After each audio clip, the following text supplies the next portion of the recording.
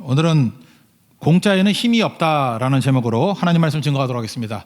오늘 본문이 길진 않은데 세 가지 살피겠습니다. 사라가 아브라함보다 먼저 죽은 이유가 무엇인가 첫 번째 살피고, 두 번째는 우리가 울어야만 보낼 수 있다. 충분히 울어야만 새롭게 출발할 수 있고 떠나보낼 수 있다. 이걸 알 수 있고, 마지막 세 번째, 오늘 전체적인 내용 전체죠. 막벨라 굴을 값을 치르고 샀다라는 것입니다. 그러니까 대가를 치러야 된다. 공짜에는 힘이 없다. 세 번째 가장 중요한 말씀을 또 살피도록 하겠습니다. 차례대로 보도록 하겠습니다. 첫 번째는 사라가 아브라함보다 먼저 죽은 이유가 무엇인가 라고 하는 문제입니다. 지금 오늘 1절에 사라가 127세에 죽었다 이렇게 설명이 되어 있습니다. 한번 1절을 다 같이 읽겠습니다. 시작. 사라가 127세를 살았으니 이것이 곧 사라가 누린 해수라. 성경을 보면요, 여자가 언제 죽었는지 설명하는 것도 별로 없지만 몇 살에 죽었는지는 제가 알고 있는 한 사라가 유일합니다. 127세에 살고 죽었다. 사라 외에는 여자가 죽은 연수를 기록한 거 제가 못 봤어요. 근데 사라만 이렇게 특별히 기록을 했다는 것입니다. 우리 그냥 일반적인 의미부터 한번 살펴보겠습니다. 왜 이걸 기록했을까요? 가장 일반적인 메시지 이거죠. 죽음에는 순서가 없다. 태어나는 순서는 있더라도 가는 순서는 없다. 그러니까 아브라함이 10살 더 많았잖아요. 75세일 때 65세 있고 100세일 때 90세였으니까 10살 더 많았는데, 아브라함보다 어린 사라가 먼저 갔던 이유가 뭐냐? 태어나는 순서와 다르다는 거죠. 가는 거는 순서가 없다. 그것도 중요한 메시지일 수 있다고 생각을 합니다. 그러나 그건 너무 가볍겠죠. 또 두 번째, 사라가 먼저 준 이유를 설명할 때 이삭으로 찾는 경우가 있어요. 이삭. 100세에 낳은 아들이니까 90세에 엄마가 됐잖아요. 그러니까 얼마나 귀여웠겠습니까? 그러니까 127세에 죽었으니까 이삭이 몇 살 때 죽은 거죠? 37살 때 죽었겠죠? 37년. 그런데 그 다음 장, 창세기 24장 마지막 절 67절을 보면은 엄마가 엄청 사랑했던 것 같아요, 이삭을. 그래서 엄마가 죽고 난 다음에 비로소 틈이 생겨가지고 아내를 받아들일 수 있다라는 그런 뉘앙스의 말씀이 있습니다. 67절, 24년 67절 제가 읽어드릴게요. 이삭이 리브가를 인도하여 그의 어머니 사라의 장막으로 들이고 그를 맞이하여 아내를 삼고 사랑하였으니 이삭이 그의 어머니를 장례한 후에 위로를 얻었더라. 여기서 강조하는 게 뭐죠? 어머니의 장례를 한 후 위로를 얻었더라. 그러니까 엄마가 죽고 난 다음에 비로소 위로를 받았다, 그런 얘기죠. 그러니까 어머니가 37살에 돌아가시고 난 다음에 3년이 지났습니다. 40살에 결혼했거든요. 40살에 비로소 아내를 받아들일 여지가 생기더라. 왜? 이전에는 어머니가 너무너무 사랑해가지고 마마보이 같이 살았다라는 거예요. 그래서 어머니가 죽고 난 다음에 아들이 아내를 받아들일 수 있는 여지를 열게 되었다. 이렇게도 해석하는 것들이 전 큰 의미는 있다고 생각을 합니다. 여러분도 마찬가지입니다. 특히 어머니들 계십니까? 아들 너무 사랑하면요, 여러분이 죽어야 장가갑니다. 잊지 말고 적당히 살아가시길 바랍니다. 이것도 중요한 메시지지만 또 이게 100% 메시지라고 되기는 힘들겠죠. 저는 세 번째가 제일 중요한 이유라고 생각하는데, 사라가 먼저 죽은 이유가 있다는 거예요. 반대로 한번 생각해 보세요. 만약에 아브라함이 먼저 죽었다 그러면 사라의 능력을 가지고, 옛날에 여자가 이렇게 거래하는 능력이 없었거든요. 막벨라 굴을 살 수 있는 가능성은 없었다는 것입니다. 이 막벨라 굴이 이게 헤브론이거든요. 굉장히 중요한 겁니다. 이스라엘 역사에서 너무너무 중요한 장소예요. 이거 사라가 먼저 죽었기 때문에 사라의 매장지를 찾느라고 막벨라 굴을 샀는데, 이거 아브라함 외에는 이거 할 수 있는 사람이 없다라는 거예요. 그래서 아브라함의 마지막 사명이 뭐냐? 막벨라 굴 사는 것. 이렇게 성경은 묘사하고 있다는 것입니다. 그런 의미에서 우리에게도 중요한 거죠. 우연이라는 건 없죠. 다 하나님의 섭리라는 것입니다. 우리가 남아있는 시간의 의미가 뭐예요? 왜 우리 젊은 사람들이 주변에 나보다 먼저 죽는 걸 볼 수도 있잖아요. 왜 저 사람은 나보다 어린데 먼저 죽지? 그러면 뒤집어 얘기하면 나는 더 나이가 들었는데도 불구하고 왜 하나님은 나를 남겨두셨지? 사명이 있기 때문에 그렇습니다. 할 일이 있기 때문에. 아브라함은 그 할 일을 명확히 찾았다는 거예요. 사라의 매장지를 선택하는 것. 그게 내게 주어진 사명이다. 그래서 그 일 했다라는 것입니다. 그러므로 여러분들 무조건 건강한 거 먹고 오래 살겠다, 그게 아니고 내게 남겨진 사명이 무엇인지를 명확히 깨닫고 그 사명 이룰 줄 아는 하나님의 거룩한 종 되기를 바랍니다. 그래서 무슨 사명이 있습니까? 내게 할 일이 뭐가 있습니까? 그걸 항상 깨달아야 된다는 거예요. 사라가 아브라함보다 먼저 죽은 이유, 사명 때문에. 남겨진 사명이 있기 때문에. 여러분도 남겨진 사명 다 이룰 수 있는 하나님의 거룩한 종 되기를 축원합니다. 두 번째 내용은 이거예요. 충분히 울었습니다. 사라가 죽으니까 충분히 울고 고통을 당했습니다. 그래서 선을 그었다는 거예요. 고통의 선을 긋고 그 다음 단계로 나아가는 힘을 얻었다는 것입니다. 그래서 우리 성도에게 필요한 건 뭐냐 하면 애통하는 마음, 이것도 필요하다는 것입니다. 2절을 다 같이 읽겠습니다. 시작. 사라가 가나안 땅 헤브론 곧 기랏 아르바에서 죽음에 아브라함이 들어가서 사라를 위하여 슬퍼하며 애통하다가, 여기 기랏 아르바라고 나오는데 성경에 이제 구약 성경에 보면 기럇이라는 단어가 많이 나거든요. 기럇이라는 게 뭐냐 하면 성읍이란 뜻이에요. 성읍. 그래서 기랏 아르바 그러면 아르바의 성읍. 그 다음에 또 딴 데 보면 기랏 여아림 이런 게 나와요. 기랏 여아림 그러면 여아림의 성읍. 그러니까 아르바가 누구냐 하면은 아르바의 후손이 아낙자손이에요. 그 키 큰 사람들 있죠. 아낙자손. 아낙자손들이 자기의 조상이라고 말하는 게 아르바입니다. 그러니까 아르바의 성읍. 기랏 아르바예요. 그게 당시 옛날 이름이 그랬고 그 이후에 이스라엘에게 들어왔을 때 이름이 뭐냐? 헤브론이라고 그래요. 헤브론. 헤브론이 남쪽 유다의 수도였고 다윗이 왕이 될 때 헤브론에서 왕이 됐고, 그다음에 갈렙은 뭐 이 산지를 내게 주소서 하고 철옹성 얻은 게 그 헤브론이잖아요. 헤브론이 너무너무 중요한 장소죠. 바로 그 장소였다 이렇게 얘기합니다. 거기서 죽었다라는 거예요. 아내가 죽었습니다. 그럼 어떻게 해야 되죠? 슬퍼해야 되죠. 슬프잖아요. 그죠? 뭐 100세가 넘었는데 뭐가 슬프냐? 슬프지요. 그죠? 100년 넘게 같이 살았잖아요. 아마 부부가 100년 넘게 같이 사는 것 드문 일인데 100년 넘게 같이 사는 아내가 죽었습니다. 슬픈 거죠. 근데 우리 주변에는 크리스찬들에게 그렇게 얘기할 때가 있어요. 너무 그 교리에 투철해가지고 울지 마. 아니, 천국 갔는데 왜 울어? 이런 사람이 있어요. 그죠? 울지 말라고. 우는 것도 마음껏 못 울어요? 그러면서 성경제 근거를 듭니다. 환난 중에도 기뻐하라. 봐라. 환난 중에도 기뻐하라 그러는데 어떻게 울 수 있느냐? 이건 진짜 피도 눈물도 없는 사람이죠. 누가 천국 간지 모르나? 근데 마음에는 헤어짐이 섭섭한 거 아니에요? 그럼 울 때는 울 줄 알아야죠. 우리 인생 가운데도 울어야 될 때가 얼마나 많이 있습니까? 울어야 되는 거죠. 제가 이런 얘기를 한번 들어본 적이 있어요. 어떤 목회자 가정인데 그 남편이 이제 목사님이에요. 아이가 이게 자라다가 어렸을 때 죽었습니다. 그죠? 죽었어요. 뭐 초등학생쯤 되는데 죽었어요. 그러니까 얼마나 마음이 아프겠어요. 근데 이 남편 목회자는 특징이 뭐냐? 강직하고 좀 나쁘게 하면 극단적인 신앙을 갖는 거예요. 그래서 아까도 얘기했죠. 환난 중에도 즐거워하라. 이거 붙들어야 되기 때문에 아이 죽었다고 울면 안 된다고. 근데 아이가 죽었는데 뭐 억지로 그랬죠. 울지 않겠다고. 그 장례식에 가는데 그래서 싱글벙글하고 있더라는 거예요. 그러면서 목사님이 아이 죽은 아버지가 할렐루야 주를 찬양합니다. 그러면서 우리 아이 천국 갔습니다. 제정신이 아니죠. 그죠? 이게 정상이 아니잖아요. 그죠? 왜 그러냐 그랬더니 자기 믿음을 보여주려고.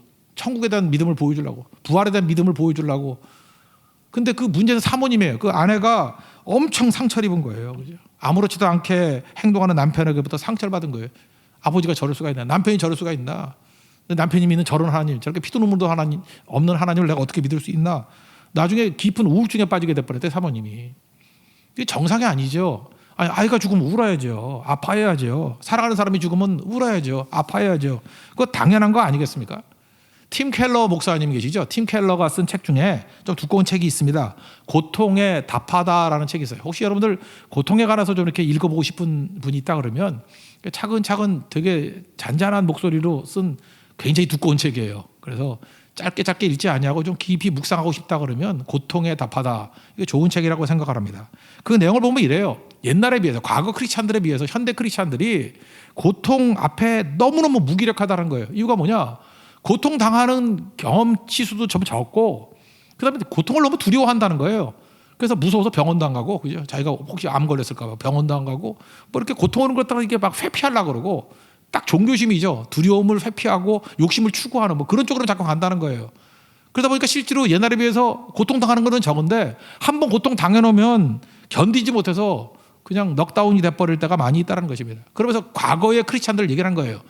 뭐 15세기, 뭐 12세기 이때 크리스찬들 보면 의료가 발달되지 않으니까 아이를 낳으면 반이 죽었다라는 거예요. 성인이 되기 이전에. 그러니까 부모의 가슴이 얼마나 아픕니까? 근데 그 고통 속에서 그저 이렇게 스트러글 하면서 투쟁을 하면서 위로도 받고 새 힘도 얻고 일어설 힘도 얻고 그렇게 됐다라는 거예요. 그래서 고통 앞에, 상실과 고통 앞에 당당해지는 모습을 보이게 되었다. 고통이 그들에게 믿음을 굳건하게 만드는 힘이 되어 주셨다. 그렇게 얘기를 합니다. 그러면서 패턴을 연구했다는 거예요. 중세 때라든지 뭐 이럴 때 크리스찬들이 아이가 죽고 고통당했을 때 어떻게 당했는지 첫 번째는 울었다는 거예요. 그냥 그 눈물에는 카타르시스가 있다는 거 아시죠? 정화작용. 뭐 엄청 울었다는 거예요. 그냥. 그리고 누가 사랑하는 사람이 죽으면 애도의 시간을 가졌다는 거예요. 애도의 시간. 여러분 애도의 시간이 꼭 필요합니다. 떠나보내는 시간. 충분히 울어야지 보낼 수 있어요. 울지 않으니까 상처가 남는 거예요. 충분히 울어서 떠나 보낸답니다. 그럼 텅 비잖아요. 그러면 두 번째 뭘 느끼게 되느냐? 하나님이 채워주시는 위로를 체험한다는 거예요. 하나님의 위로. 그래서 하나님이 그 상실하고 난 다음에 위로를 크게 체험한다는 것입니다. 저 세 번째가 좀 특이하다고 생각하는데 이런 고통과 슬픔 속에서 마귀의 세력의 실체를 본다는 거예요. 이 모든 배후에 있고 우리를 힘들게 만드는 마귀가 보이나. 평탄할 때, 형통할 때는 마귀의 세력이 잘 안 보인대요. 근데 슬픔과 고통 속에 있을 때 위로만 받는 게 아니라 그 옆에서 얼쩡대고 있는 마귀의 세력이 보인다는 거예요. 그래서 마귀의 세력을 물리치고 끊을 수 있는 힘이 있더라. 한번 애통하고 고통당하는 이 순간 이런 거를 경험한다는 거예요. 이게 두 번, 세 번, 네 번 굳건한 믿음이 되는 거죠. 그래서 과거의 크리스찬들이 강했던 이유가 뭐냐 하면 애통하고 고통받는 시간이 많았기 때문에 그거를 그저 울고 카타르시스 그리고 하나님의 은혜를 체험하고 악의 실체를 보고 끊어버리는 과정들을 반복하면서 믿음이 성장했다는 거예요. 그 애통이 왜 필요합니까? 울어야지 이 모든 것들이 채워지게 된다는 것입니다. 근데 지금은 어때요? 울어야 되는 것도 검열하죠. 울어야 돼요? 말아야 돼요? 아니 우는 걸 검열받으면 어떻게 해요? 감정을 검열받으면 어떡하냐고. 우린 그러죠. 지금 모든 걸 다 검열을 받아요. 여러분 세상에서 제일 쉬운 게 자기가 사랑하는 사람 만나는 거 아니에요. 딱 보는 순간에 저 사람 나에게 맞는다, 사랑한다. 그럼 사랑해버리면 되는 건데 그것도 검열받아야 돼. 사랑도 검열받아야 되고 감정도 검열받아야 되고 그죠? 뭐 이렇게 틀에 맞추는 거예요 계속. 그러니까 교리 때문에 뭐 잘못된 교리겠죠. 그죠? 자기가 잘못 생각하는 거죠. 슬퍼하면 안 된다는 거, 울면 안 된다는 거. 그러니까 꽉 눌려 있는 거죠. 그러니까 충분히 울지 못하니까 어떤 일이 벌어집니까? 이게 나중에 값을 치르는 거예요. 어떻게 값을 치르죠? 폭발하거나 폭발적인 분노가 있거나 스스로 무너져 버리는 거죠. 지금도 보면은 이렇게 막 중간에 막 폭발적인 막 분노하는 사람들 있잖아요. 그거 왜 그렇습니까? 과거에 아픔이 있을 때 울어야 될 때 충분히 울면은 떠나 보내거든요. 근데 충분히 울지 못했던 사람들이 가슴에 이게 응어리가 있잖아요. 우리 한국에서 화병이라는 거, 그죠? 폭발하는 거죠. 그죠? 병이 돼버리고 무너지게 되더라는 것입니다. 지금 아브라함은 충분히 울었습니다.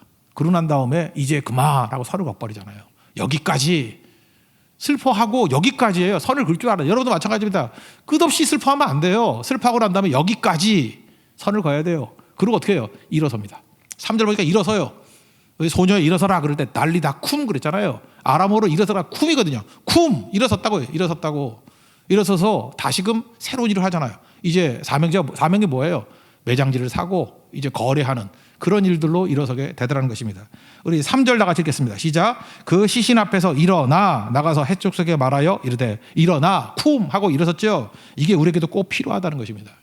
시편을 보면 탄원시, 저주시 이런 게 있죠. 탄원시가 뭐예요? 막 슬프다라는 거예요. 슬프다. 너무너무 슬픕니다. 그 시편을 보세요. 다윗이 울잖아요. 슬플 때 막 울잖아요. 탄원시가 우는 노래 아니에요? 막 웁니다. 울면 우는 거 끝나던가요? 어떤 때는 우는 게 너무 힘들어가지고 막 저주까지 막 하면서 울잖아요. 그 다음 하나님 위로가 있죠. 그죠? 텅 비니까 하나님이 채워주시고 그 다음에 그 위에 뭘 보는 거예요? 그 배후에 있는 마귀의 세력들을 보는 것들을 시편에 보지 않습니까? 악한 마귀가 나를 넘어뜨린다 할지라도 주의 능력으로 끊어버리고 일어서리라 이런 게 나오잖아요. 이게 애통과 슬픔이 우리에게 주는 힘이 될 수 있다는 것입니다. 충분히 울고 하나님의 은혜를 체험하고 마귀의 실체를 바라보고 끊어버릴 수 있는 하나님의 거룩한 종 되기를 바랍니다. 그리고 일어서십시오. 이제 그만 울고 일어서십시오. 쿵 하고 일어서십시오. 하나님께서 능력과 은혜 주시고 새로운 승리를 허락해 주실 것입니다. 세 번째 대지의 내용은 뭐냐면은 이제 땅 사는 얘기예요. 막벨라 굴 사는 얘기입니다. 구원은 공짜입니다. 구원이 공짜인 이유가 뭐죠? 너무 크기 때문에 이건 값을 치를 수 없기 때문에 그래서 싼 게 아니고 값을 상상할 수가 없는 거예요. 그래서 구원은 공짜예요. 구원은 은혜로 오는 거예요. 그러나 이 땅을 살아가면서 나머지는 값을 치르는 인생이 되라. 이게 또 중요한 메시지라는 것입니다. 아브라함을 남겨준 이유가 뭐라 그랬어요? 사라를 먼저 죽어야 막벨라굴을 살 수 있다 그랬죠. 지금 아브라함이 가나안에 들어온 지 꽤 오래됐습니다. 그의 태도는 참 겸손해요. 힘도 있고 권력도 있는데도 불구하고 저는 이런 겸손함이 꼭 필요하다고 생각을 합니다. 아브라함이 75세에 가나안에 들어왔잖아요. 그러니까 사라의 나이를 본다면 사라는 65세죠. 65세죠. 그러니까 65세 가나안에 들어왔다고. 근데 127세니까 100세까지는 35세 더하면 되죠. 더하기도 못해요. 35세. 그 다음에 27 더하면 62년이죠. 그러니까 127세에 죽었다는 건 뭐냐 하면 사라가 65세 가나안에 들어와서 62년 동안 있었다는 거죠. 그러니까 이때 아브라함도 62년이 된 거 아니에요. 근데 그 당시에 롯을 구하기 위해서 그 북쪽에 있는 4개국 연합군과 싸워서 이기기도 하고 전리품 가져왔을 때 소돔에게 니네 다 가져 그러고 뭐 그런 거 있잖아요. 블레셋이 왔을 때 한 개인과 나라와 계약도 맺고 뭐 엄청나게 많은 그런 영향력을 미치지 않았습니까? 그러니까 아브라함은 중동의 강자였어요. 위대한 사람이었다고. 근데 굉장히 겸손하죠. 자기를 뭐라고 묘사해요? 4절 보니까 나그네다 그러고 거류민, 외국인이라 그러고 자기를 계속 낮춰요. 7절, 12절 보니까 몸을 굽히고 엎드리고. 여러분 그 137세 되신 그 할아버지가 이렇게 굽히는 거 쉬운 게 아닙니다. 근데 겸손하잖아요. 우리에게도 이런 겸손함이 꼭 있어야 된다고 생각합니다. 힘이 있고 시간이 가면 갈수록 잠깐만 이렇게 굽힐 줄 알고 낮출 줄 알고 이게 힘든 일이지만 이거 해야 된다는 거예요. 아브라함이 그런 모습이 있었다라는 것입니다. 그 주변에 뭐라 그래요? 당신은 아니라고 하나님의 지도자라고. 낮추니까 높여주잖아요. 마치 부력하고 똑같죠. 튜브 이렇게 밑에 내리려고 그러면 부력에서 뜨는 거와 마찬가지로 겸손하면 세상이 이렇게 올려주는 경향이 있습니다. 그 힘 갖고 살아야 된다 그런 거겠죠. 4절부터 6절까지 한번 아브라함의 겸손함을 한번 봤으면 좋겠습니다. 이게 시작. 나는 당신들 중에 나그네여 거류한 자이니 당신들 중에서 내게 매장할 소유지를 주어 내가 나의 죽은 자를 내 앞에서 내어다가 장사하게 하시오. 해쪽 속에 아브라함에게 대답하여 이르되 내 주여 들으소서. 당신은 우리 가운데 있는 하나님이 세우신 지도자이시니 우리 묘실 중에서 좋은 것을 택하여 당신의 죽은 자를 장사하소서. 우리 중에서 자기 묘실에 당신의 죽을 자 장사함을 금할 자가 없으리이다. 그럼에도 불구하고 아브라함은 값을 지불하겠다. 그게 무슨 소리냐? 내가 그냥 값을 지불하겠다. 그러니까 뭐라 그래요? 아니다. 거저 가져라. 막 이렇게 두 번이나 옥신각신합니다. 그죠? 뭐 그거 뭐 읽을 필요 없는 것 같아요. 옥신각신해요. 이게 일종의 세리머니겠죠. 그죠? 그러다가 이 에브론이 뭐라 그러냐? 못 이긴 척 해가지고 정 그러시다 그러면 은 400세겔 주시오. 뭐 이렇게 얘기한다고요. 근데 이게 엄청난 바가지예요. 그죠? 안 받겠다 그러더니만 바가지, 이건 얼마큼 바가지냐면 은 400세겔이 어느 정도의 가치가 있느냐면요. 요즘에 여러분들 금요철야 때 살피는 게 사무엘하 아닙니까? 사무엘하 24장 그 맨 뒤에 보면요. 다윗이 말년에 그 인구조사합니다. 인구조사하다가 하나님께 얻어 터져가지고 전염병 걸리고 막 그런 적 있잖아요. 그때 하나님 앞에 제사 드리기 위해서 아라우나의 타작마당을 사죠. 그 아라우나의 타작마당을 산 그 자리가 성전터가 되는 거 아니에요. 그게 모리아산이고 창세기 22장에 모리아산, 아라우나의 타작마당, 그리고 그게 나중에 성전터가 되고 그게 십자가 지시는 자리 아니에요. 역대하 3장 1절에 있다 그랬잖아요. 아라우나의 타작마당. 그러니까 아라우나의 타작마당이 얼마나 넓으냐면 요즘에 지금도 갈 수 있죠. 예루살렘에 가보면 그 옛 성터, 예루살렘 성전이 터를 보면 엄청 넓잖아요. 예루살렘 성전이 있을 터니까. 그렇게 넓은 터를 얼마 주고 샀게요? 안 궁금해요? 그렇게 어마어마하게 넓은 터인데 은 50세겔. 1000년 전이에요. 그죠? 1000년 전에 400세겔 주고 샀다는 거예요. 그 넓은 땅을 은 50세겔 주고 샀는데 그거 찾아보세요. 저 사무엘하 24장 24절 이사예요. 이사 지낸다고 똑같아. 이사. 사무엘하 이사에 나와요. 은 50세겔. 근데 1000년 전에 아브라함 때 그 뭐 굴 하나 아니에요. 굴 하나 앞에 그 뭐 허름한 밭 있고 그 뭐 얼마나 가겠어. 근데 얼마를 받았다고요? 은 400세겔. 그러니까 바가지의 원조가 누구죠? 에브론. 그죠? 이게 말이 안 되는 거죠. 그죠? 이렇게 팔아 먹었다라는 것입니다. 당시에 그 기록에 의하면요, 한 사람이 1년 동안 받는 연봉이 은 5세겔이었대요. 그러면 10세겔로 친다 그러면 40년이고 5세겔로 친다면 80년 동안 번 거예요. 80년 동안에 모든 수입을 다 갖다 바쳐야 될 정도로 엄청나게 비싸게 바가지 씌웠다라는 거죠. 그럼에도 불구하고 아브라함이 뭐 흥정했거나 또는 뭐 깎았다거나 뭐 이런 게 전혀 없었다라는 것입니다. 그냥 알아서 준다는 거예요. 그죠? 16절부터 18절까지 아니 13절부터 15절까지 한번 읽겠습니다. 시작.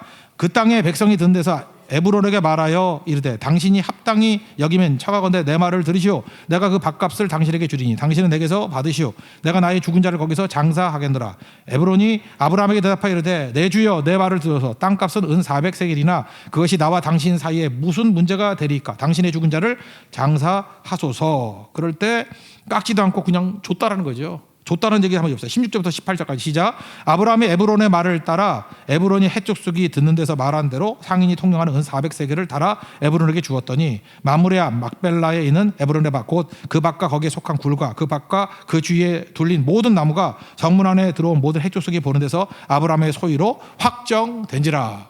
값을 지불했더니 확정되더라, 이런 얘기죠. 이게 너무너무 중요하다는 거예요. 여러분 잘 보세요. 이게 아브라함에게서 배울 수 있는 게 뭐냐면 하나님께서 약속으로 땅 주셨습니다. 근데 실제로 얻은 건 뭐예요? 자기가 값을 지불하고 얻은 막벨라고 요거밖에 없었다는 거예요. 그러니까 약속을 어떻게 해서 우리 것으로 확정될 수 있죠? 값을 지불하는 거. 그게 꼭 필요하다는 것입니다. 지금도 우리 선교지에 가보면요, 안타까운 게 있어요. 뭐 어떤 나라라고 얘기를 하지 않겠는데 거기 선교사님이 그런 얘기 하더라고요. 이 나라 백성들은 옛날부터 이렇게 후원만 받아가지고 공짜로만 살아왔대요. 공짜로만. 그래서 일을 안 하려고 그러고 뭐 이렇게 대가를 치려고 그러지 않는데요. 그러니까 참 그 안타깝다 그런 얘기를 하시더라고요. 안타깝다. 여러분 아메리카 인디안도 마찬가지 아닙니까? 보조금 자꾸만 주니까 공짜로만 사니까 일을 안 해요. 마약 중독돼 버리고. 오스트레일리아 가보십시오. 거기 애버리진들 그 보조금 주니까 공짜로 사니까 그 힘을 발휘하지 못해요. 우리도 마찬가지예요. 구원은 공짜로 받는 거예요. 값을 지불할 수 없기 때문에 너무 큰 거기 때문에. 그러나 그 위에 모든 일들은 값을 지불하는 인생을 살아야 된다. 코스트를 지불하는 인생을 살아야 된다라는 것입니다. 제가 옛날에 그런 얘기를 들은 적이 있어요. 돌아가신 하용조 목사님, 영국 유학을 가시지 않았습니까? 유학 갔을 때 자기에게 두 종류 사람이 있더라는 거예요. 자기가 친하게 지냈던 어떤 목사님이 계셨는데 이분은 남에게 공짜로 신세 안 지고 자기가 살던 집 팔아가지고 다 챙겨가지고 돈 갖고 왔대요. 와가지고 영국에서 학위 달라고 그러면 어렵거든요. 한 7년 이상 걸려요. 근데 죽어라 공부해가지고 그냥 자기가 대가 다 치르고 그래서 7년 되는 걸 6년 만에 끝내고 돌아가더라. 그런 얘기를 해요. 그죠? 뭐 대단한 거죠. 근데 반면에 주변에 학위 도저히 못 따는 사람들이 있더라는 거예요. 특징이 뭐냐? 여호와 일에 이거 제일 좋아한대. 하나님이 다 준비하시겠지. 그러고 아무 대가도 치르지 않고 온대요. 언어 준비도 없고 돈 준비도 없고. 그러니까 그분 말씀이 그래요. 그러니까 믿음으로 와서 믿음으로 죽도록 고생하다 간대요. 학위도 못 따고. 그러니까 믿음으로 와서 믿음으로 고생한대요. 그 고생도 좋은 고생인가? 하여튼 그러고 가더라는 거예요. 그죠? 대가를 치러야죠. 대가 치르지 않으면 얻을 수 없는 것이라는 것입니다. 이게 너무 중요한 거죠. 감나무 밑에서 입 벌리고 있다가 감 떨어지나? 떨어지긴 떨어져. 눈에 떨어지면 어떡할 거예요? 조준이 안 맞아가지고. 아프잖아요. 그죠? 입에 안 떨어져 절대로. 그러니까 어떻게 해야 돼요? 하나님께서 저거 주신다 그러면 값을 지불하고 얻을 줄 알아야죠. 이 땅이 이 막벨라골의 헤브론이거든요. 헤브론은 지금으로 치면 교회예요. 교회. 하나님께서 이 세상에 하나님의 전초기지를 삼아놓은 거예요. 그래서 이곳이다라고 약속의 땅을 삼아 주신 거라고. 그래서 거기에서 아까도 얘기했잖아요. 이 헤브론 땅에 누가 죽어요? 사라 묻고요. 아브라함도 여기 묻히고요. 막벨라골에. 그 다음에 그의 아들 이삭도 묻히고 그의 아내 리브가도 묻히고 성경에 기록된 게 그래. 야곱도 여기 묻히고. 그러니까 이게 뭐예요? 족장들이 무덤이 되고 나중에 출애굽하는 백성들이 가나안으로 돌아가게 되는 어떤 이슈가 되는 거예요. 우리 조상들의 땅으로 간다. 조상들의 묘실이 있는 곳으로 간다. 이게 출애굽의 명분이 된다는 것입니다. 얼마나 중요한 거예요. 그거 어떻게 해서 얻은 거죠? 아브라함이 바가지 썼지만 400세갈. 뭐 그때 400세갈이 뭐 바가지라 그래도 지금은 그 의미는 상상할 수가 없는 거죠. 상상할 수가 없는 거. 우리에게도 인생에서 어떤 인생을 해야 돼요? 구원은 공짜로 받았어요. 그 이후부터 뭘 해야 돼요? 자기를 부인하고 자기 십자가를 지고 나를 좇을 것이니라. 대가 치르고 따라가야 된다는 거예요. 우리 예배도 너무 쉽게 들려 그러지 마십시오. 이렇게 편안함의 영성이 우리를 죽이는 거예요. 대가를 치르고 나갈 때만 비로소 힘이 써진다는 것입니다. 그거 붙들고 나갈 수 있는 믿음의 종 되기를 바랍니다. 너무 돈 아끼지 마십시오. 돈으로 살 수 있는 것만큼 쉬운 게 없어요. 그거 아무것도 아니죠. 공짜 힘 하나도 없어요. 공짜에는 그 아까도 뭐 인디안들 보세요. 그죠? 뭐 아무 힘도 없다고요. 대가를 치러야죠. 그때만 내 것이 될 수 있다라는 것입니다. 신약에도 보면 예수님이 그렇게도 복음이 증거되는 곳에 이 여자의 일도 증거들이 전파되리라 했던 여자가 누구예요? 마리아가 예수님 앞에 향유, 그 엄청나게 비싼 향유를 깨가지고 그냥 갖다 부어버리잖아요. 그죠? 이게 뭐예요? 값을 치르는 거죠. 구원에 대한 감격의 값을 치르는 거. 비난하는 많은 사람들에게 뭐라고 얘기해요? 내 장래를 기념한 거라고. 그러니까 하나님 앞에서 우리 가져야 될 것들이 바로 이런 모습이 꼭 있어야 된다는 것입니다. 예수님이 이렇게 말씀하셨어요. 마가복음 10장 29절에도 나와 복음을 위해서 집이나 형제나 자매나 어머니나 아버지나 자식이나 전토를 벌인 자는 나중에 뭐라 그래요? 똑같이 얘기하고 나면 100배나 받고 박해도 겸하여 받지만 내세의 영생을 받지 못할 자가 없느니라 이렇게 얘기했어요. 무슨 얘기? 구원 받았습니다. 은혜로 구원 받았어요. 뭐 우리가 힘과 노력해가지고 구원받는 거 아니에요. 은혜로 구원 받았어요. 구원받은 자가 어떻게 살아야 된다는 거예요. 이제는 값을 지불하면서 살아가는 인생이 될 때 100배나 더 받는데요. 그게 주님의 말씀입니다. 그 다음에 뭐라고 설명하는지 알아요? 먼저 된 자가 나중되고 나중 된 자가 먼저 된다. 무슨 얘기입니까? 우리 예수 믿을 때 다 구원받았잖아요. 근데 그 다음에 이상한 거예요. 어떤 사람은 늦게 믿었는데도 불구하고 믿음이 막 성장해서 하나님 앞에 크게 쓰임받는 사람이 있는 반면에 먼저 믿었는데 뭐 형님 같은 사람인데 빌빌대고 있어요. 그럼 도대체 그 차이가 어디서 나타나는 거예요? 값을 지불하는 사람은 나중 된 자도 먼저 되는 거고 값을 지불하지 않는 인생은 먼저 할지라도 나중에 된다. 그렇게 해석할 수 있는 거죠. 오늘 성경 말씀이 그거 아니에요. 은혜로 구원받았습니다. 공짜로 구원받았습니다. 이제 우리가 할 일이 뭐예요? 하나님께서 우리에게 주신 모든 것들에 대해서 100% 값을 치르십시오. 값을. 그때 능력이 나타나는 거예요. 그래서 제가 이 말씀을 언제 깨닫기 시작했냐면 거의 40살 되고 난 다음부터 깨달았어요. 그래서 그 다음부터 값을 지불합니다. 저한테 무슨 친절을 베푸거나 뭐 할 때마다 꼭 그렇게 감사 표시하고 친절한 사람에 대해서 값을 지불해요. 우리 가족끼리도 어디 갈 때마다 그래요. 그 이상하게 아버지한테는 잘해준다고. 이유가 뭐냐? 내가 팁을 많이 주거든. 엄청 줘요. 그죠? 값을 지불한다고 그러면 달라져요. 그리고 감사한 저한테 고마운 일을 하신 분들에 있어서 반드시 인사도 하고, 그죠? 값을 지불하고 달라지는 거예요. 요즘에 유태인들이 미국에서도 휘어잡는 이유가 뭔지 알아요? 멀리서 볼 때 유태인들 깍쟁이 같이 보이고 미워하는 것 같이 보이죠. 그들은 그 커뮤니티에 들어가면요 반드시 값을 지불해요. 도네이션 할 때 1등을 하고요. 거기 뭐 공공적인 뭐 어떤 희생의 대가가 필요한다 그러면 앞장서서 한다고. 유다 지파 같이 값을 지불하니까 자기 거 되잖아요. 확증되잖아요. 여러분 이거 놓치지 마십시오. 제가 이렇게 말하면 이상하지만 제 친구들도 보면요, 젊어서부터 공짜 좋아하는 애들 지금도 공짜를 좋아하는데 진짜 거지같이 살아요. 근데 젊어서부터 값을 지불할 줄 아는 사람들은요 인생이 달라요.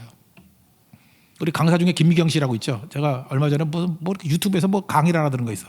뭐 그런 거 있더라고요. 자기가 대학 다닐 때 예뻤대요. 믿을 순 없지만 하여튼간에 자기가 예뻤대. 젊었을 때 예뻤는데 그때 당시 또래는 이제 오렌지족이라는 게 있었거든. 압구정동 이런 데서. 그때 뭐 아버지 차 타고 몰고 나와가지고 연예인들만 이게 스키장 갈 그런 시대예요. 스키장 아무 데나 안 갈 때. 그때 뒤에 여자 둘 태우고 남자 둘 태우고 이렇게 간대 스키장에. 뒤에는 화장 한가단 여자들이 타고 있대. 그때 자기가 결심을 해야 됐대요. 나도 화장 예쁘게 하고 난 다음에 저 뒤에 저길 탈 것인가. 그걸 야타족이라고 했거든. 야타 그러면 타는 거야. 야타족 옛날에. 내가 야타족에게 끌려가는 그런 여자가 될 것인가. 아니면 내가 벌어가지고 차를 사서 용평에 내가 갈 것인가. 후자를 선택했다라는 거예요.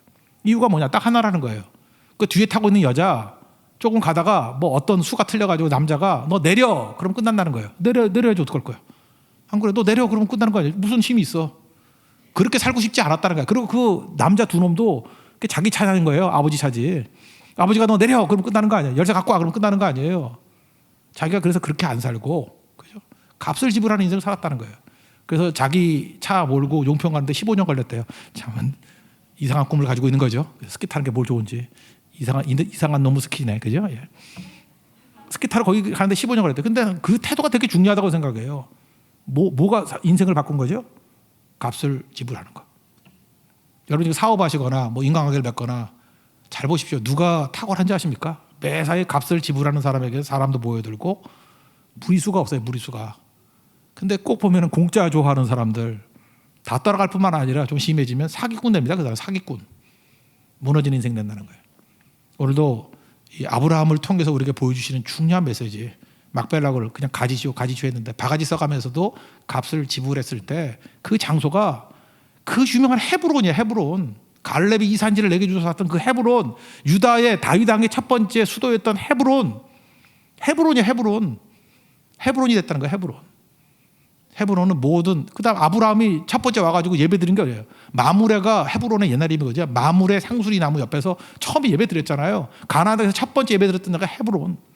그다음 하나님께서 동서남북을 쳐다봐라. 롯이 떠난 난 다음에 내가 너에게 축복해 주리라. 그 자리가 헤브론이야. 헤브론. 이 역사의 장소. 어떻게 해서 이 장소가 이루어졌느냐. 하나님의 은혜로 지명해 준 것도 있지만 값을 지불했을 때 확정되었다. 우리 인생도 값을 잘 지불해서 하나님께서 주신 약속을 다 누릴 수 있는 믿음의 신실양종 되기를 축원합니다. 예, 자리에서 일어나겠습니다. 우리 율동하며 찬양하겠습니다. 예수 열방의 소망. 금주가 하나 고난주가 아닙니다. 다음 주이 부활주일이고 하나님 앞에서 우리도 값을 잘 지불하고 주를 위해서 헌신하기를 다짐하는 종들 되기를 원합니다. 예수 열방의 소망.